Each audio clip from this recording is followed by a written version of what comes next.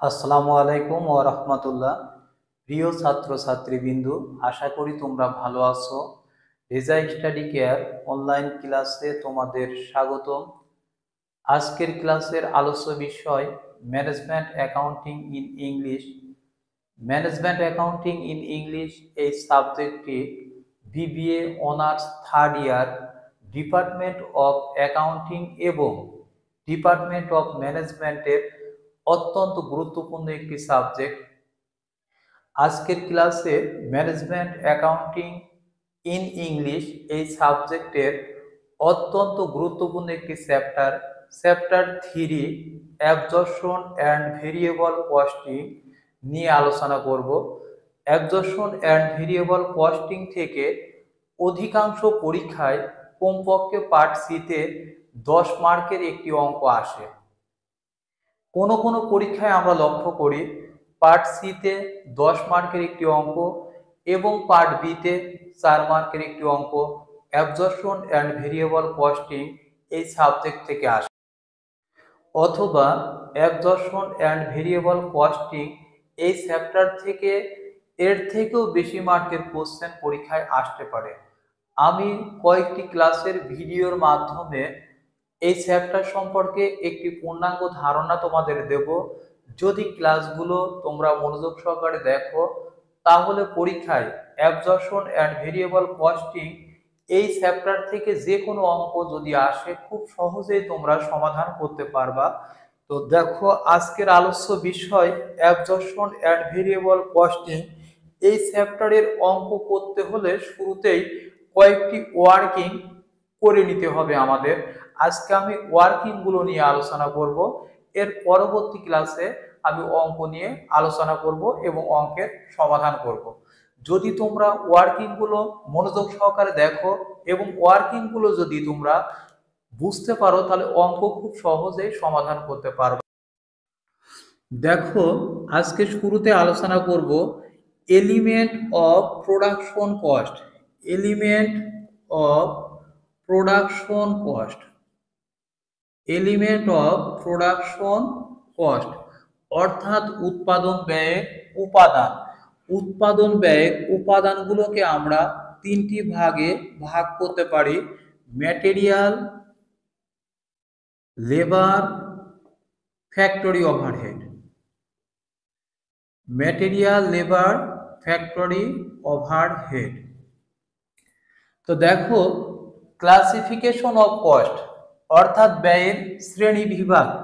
ব্যয়গুলোকে আমরা তিন ভাগে ভাগ করতে পারি: variable cost, variable cost, fixed cost,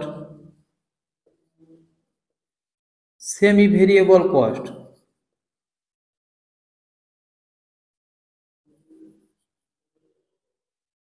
classification of cost, ব্যয় এর শ্রেণী বিভাগ। ব্যয়কে আমরা তিন ভাগে ভাগ করতে পারি: variable cost, fixed cost, semi variable cost. Variable cost কাকে বলে? যে ব্যয় উৎপাদন পরিবর্তনের সাথে সাথে আনুপাতিক হারে পরিবর্তিত হয় তাকে ভেরিয়েবল কস্ট বলে। অর্থাৎ উৎপাদন বৃদ্ধি পেলে আনুপাতিক হারে বৃদ্ধি পায় এবং উৎপাদন হ্রাস পেলে আনুপাতিক হারে যে ব্যয় হ্রাস পায় তাকে ভেরিয়েবল কস্ট বলে। ভেরিয়েবল কস্ট টোটাল ব্যয়টা পরিবর্তনশীল, কিন্তু per unit variable cost fixed থাকে। অর্থাৎ একক প্রতি পরিবর্তনশীল ব্যয় সব সময় ফিক্সড থাকে, কিন্তু টোটাল ভেরিয়েবল কস্টটা উৎপাদনের সাথে আনুপাতিক হারে পরিবর্তনশীল। তো এখানে দেখো, ফিক্সড কস্ট কাকে বলে? যে ব্যয় উৎপাদন হ্রাস অথবা বৃদ্ধি পেলে অপরিবর্তনীয় থাকে। অর্থাৎ উৎপাদন বৃদ্ধি পেলে অথবা উৎপাদন হ্রাস পেলে যে ব্যয়ের কোনো পরিবর্তন হয় না তাকে কি বলে? ফিক্সড কস্ট বলে। ফিক্সড কস্ট, টোটাল কস্টটা হচ্ছে ফিক্সড, কিন্তু পার ইউনিট ফিক্সড কস্ট পরিবর্তনশীল। অর্থাৎ পার ইউনিট ফিক্সড কস্টটা কি হয়? পরিবর্তিত হয়। এবার দেখো, সেমি ভেরিয়েবল কস্ট কাকে বলে? যে ব্যয়ের মধ্যে ভেরিয়েবল এবং ফিক্সড উভয় ব্যয় অন্তর্ভুক্ত থাকে তাকে কি বলে? সেমি ভেরিয়েবল কস্ট বলে। তো এখানে দেখো যে ম্যাটেরিয়াল এবং লেবার উভয়ই কি কস্ট? Variable cost. আর ফ্যাক্টরি ওভারহেডকে আমরা দুইটা ভাগে ভাগ করতে পারি। একটি হচ্ছে ভেরিয়েবল ফ্যাক্টরি ওভারহেড,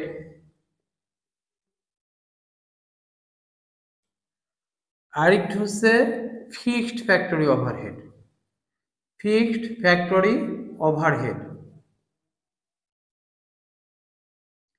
অর্থাৎ ফ্যাক্টরি ওভারহেডের মধ্যে ভেরিয়েবল কস্ট এবং ফিক্সড কস্ট উভয়ই অন্তর্ভুক্ত থাকে। এই জন্য আমরা এই ফ্যাক্টরি ওভারহেডকে সেমি ভেরিয়েবল কস্ট বলে থাকি। তাহলে যে ব্যয়ের মধ্যে ফিক্সড এবং ভেরিয়েবল উভয় ব্যয় অন্তর্ভুক্ত থাকে তাকে কি বলে? সেমি ভেরিয়েবল কস্ট বলে। অ্যাবজর্পশন অ্যান্ড ভেরিয়েবল কস্টিং এর অঙ্ক করার পূর্বে সর্বপ্রথম কয়েকটি ওয়ার্কিং তোমরা করবা। তো সবার শুরুতে যে ওয়ার্কিংটি তোমরা করবা সেটি কি? Note 1, calculation of manufacturing cost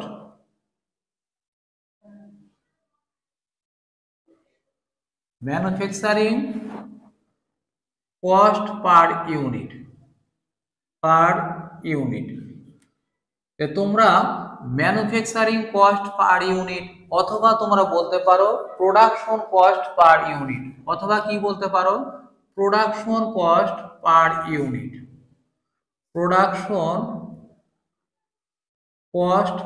unit. তো দেখো ম্যানুফ্যাকচারিং কস্ট পার ইউনিট অথবা প্রোডাকশন কস্ট পার ইউনিট যে কোনো কিছু বলতে পারো, অর্থাৎ একক প্রতি উৎপাদন ব্যয় অঙ্কের শুরুতে তোমরা আগে বের করবা। তো এটা বের করার পূর্বে তোমরা অ্যাবজর্পশন কস্টিং মেথড এবং ভেরিয়েবল কস্টিং মেথড উভয় মেথডেই ম্যানুফ্যাকচারিং কস্ট পার ইউনিট বের করবা। তো দেখো এটা ছক টানতে পারো অথবা ছকের বাইরেও করতে পারো। ভেরিয়েবল কস্টিং, আরেকটি কি? Absorption costing.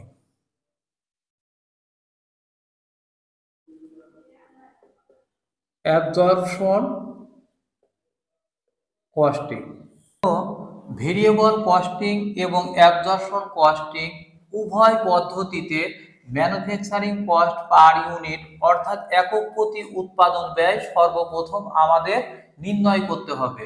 সাপোজ তুমি মনে করো যে ম্যাটেরিয়াল কস্ট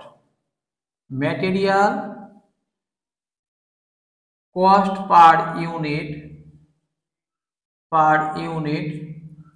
কত টাকা? 5 টাকা দেওয়া আছে। এবার দেখো direct labour cost per unit 3 টাকা দেওয়া আছে। এবার variable factory overhead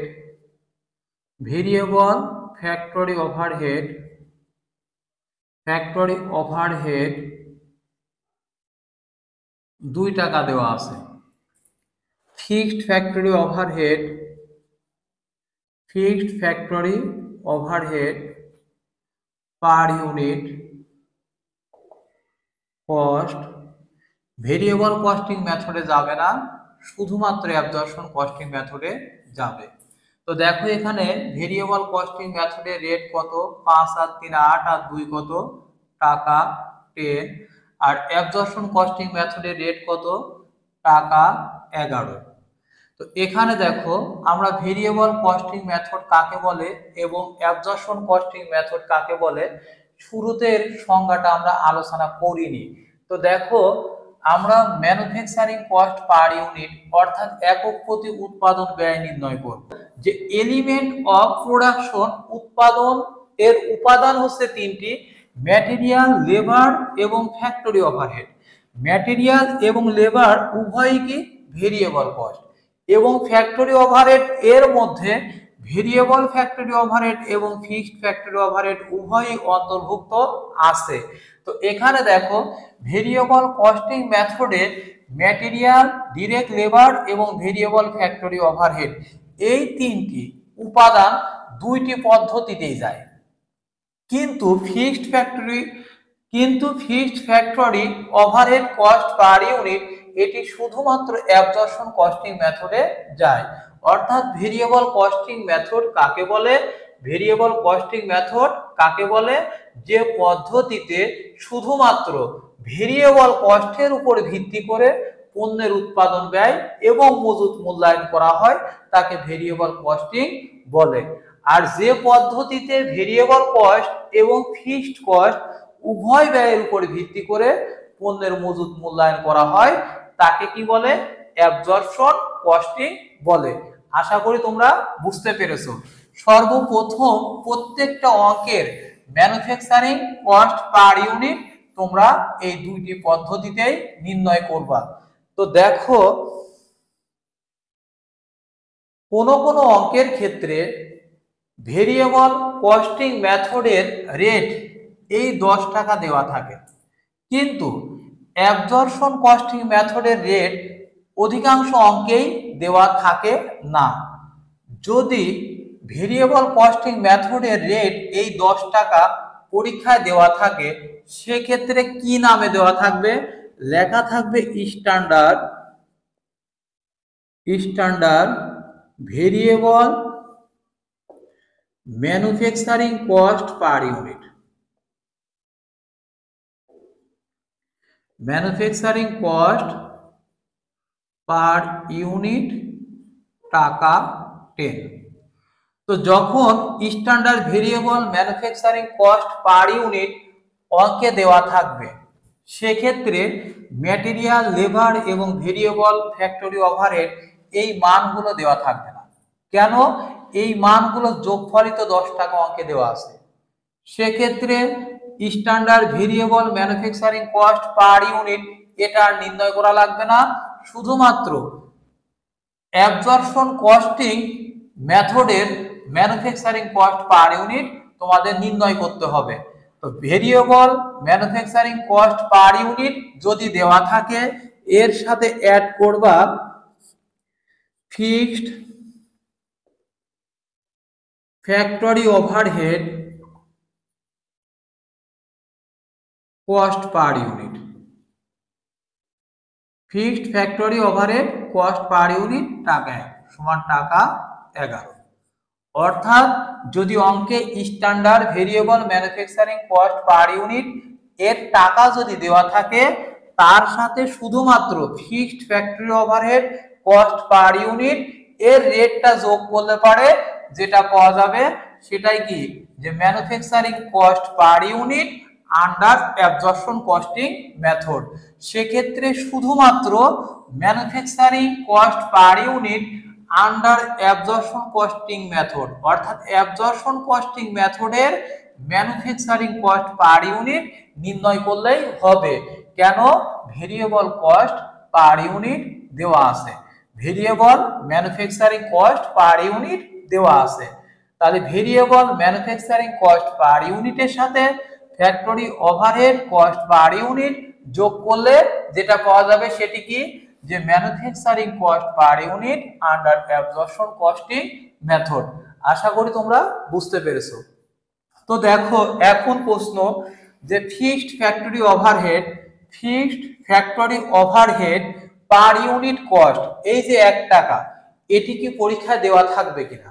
fixed factory overhead cost per unit এটি পরীক্ষায় দেওয়া থাকবে কিনা?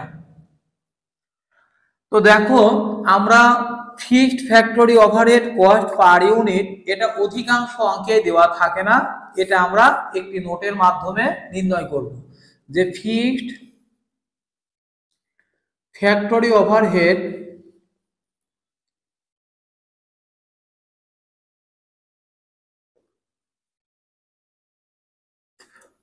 Cost per unit.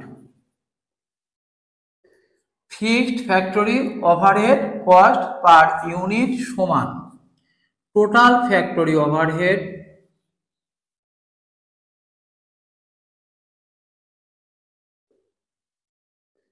Divided normal capacity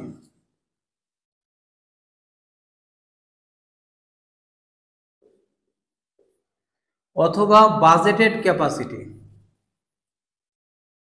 budgeted production অথবা স্ট্যান্ডার্ড প্রোডাকশন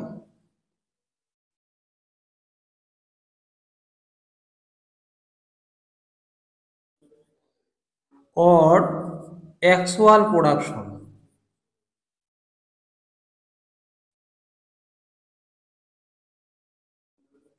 তো দেখো factory overhead cost per unit, fixed factory overhead cost per unit যদি অঙ্কে দেওয়া না থাকে সেক্ষেত্রে কিভাবে বের করব?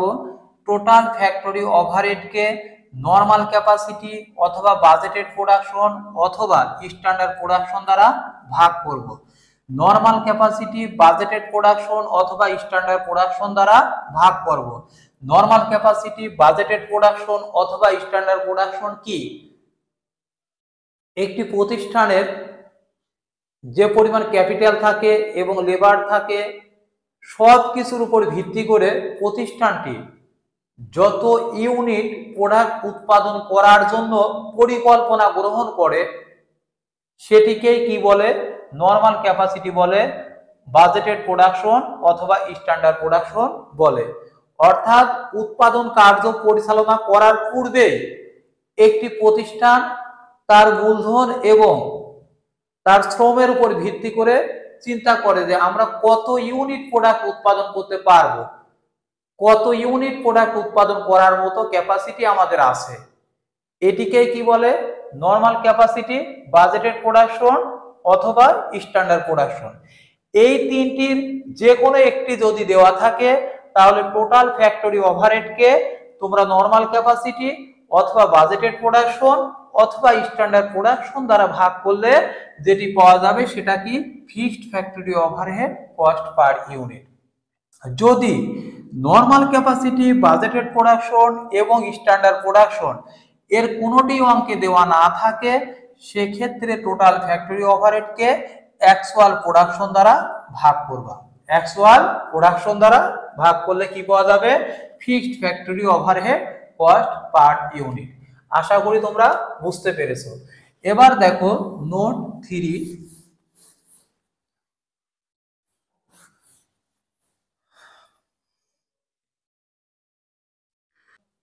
কোনো অঙ্কের ক্ষেত্রে দেখা যায় ক্লোজিং ইনভেন্টরি ইউনিট দেওয়া নেই, অর্থাৎ সমাপনী মজুতের ইউনিটটি দেওয়া নেই। সেক্ষেত্রে আমরা এন্ডিং ইনভেন্টরি নির্ণয় করব একটি সূত্রের মাধ্যমে, যে calculation of ending inventory.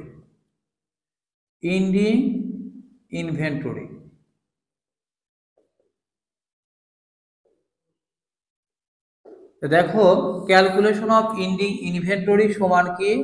Beginning inventory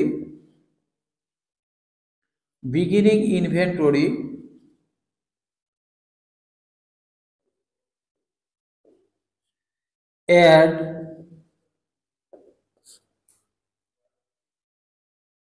production unit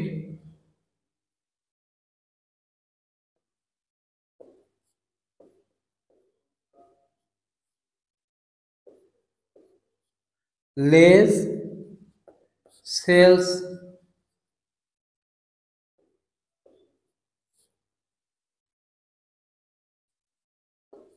এগুলো কি? সবই ইউনিট, অর্থাৎ এন্ডিং ইনভেন্টরি।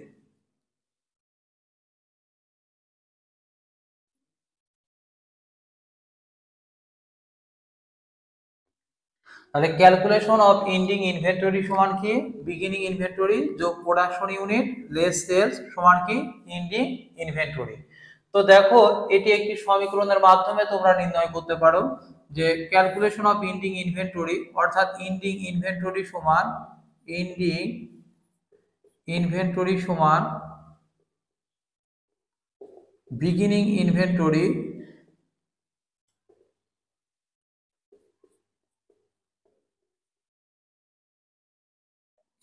যোগ প্রোডাকশন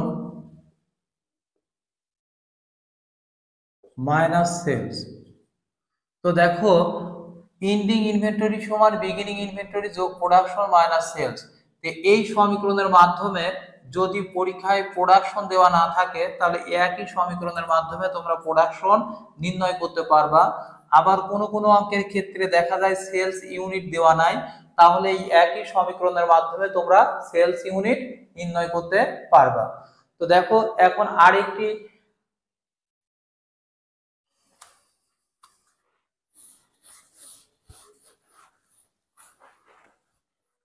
দেখো, ওয়ার্কিং ফোর্স অর্থাৎ নোট ফোর্স যে আন্ডার অ্যাপ্লাইড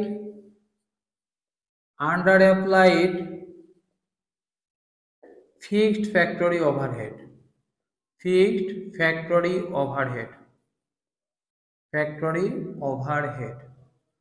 তো under applied fixed factory overhead সমান normal capacity minus actual production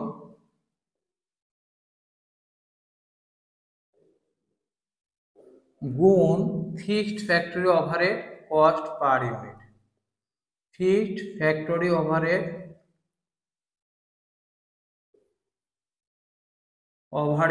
cost per unit. Over applied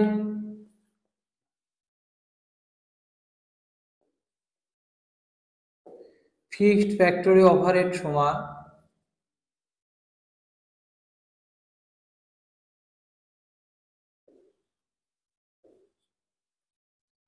actual production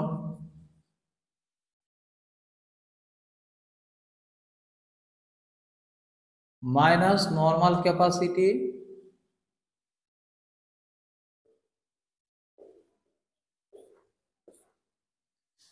গুণ fixed factory overhead cost per unit.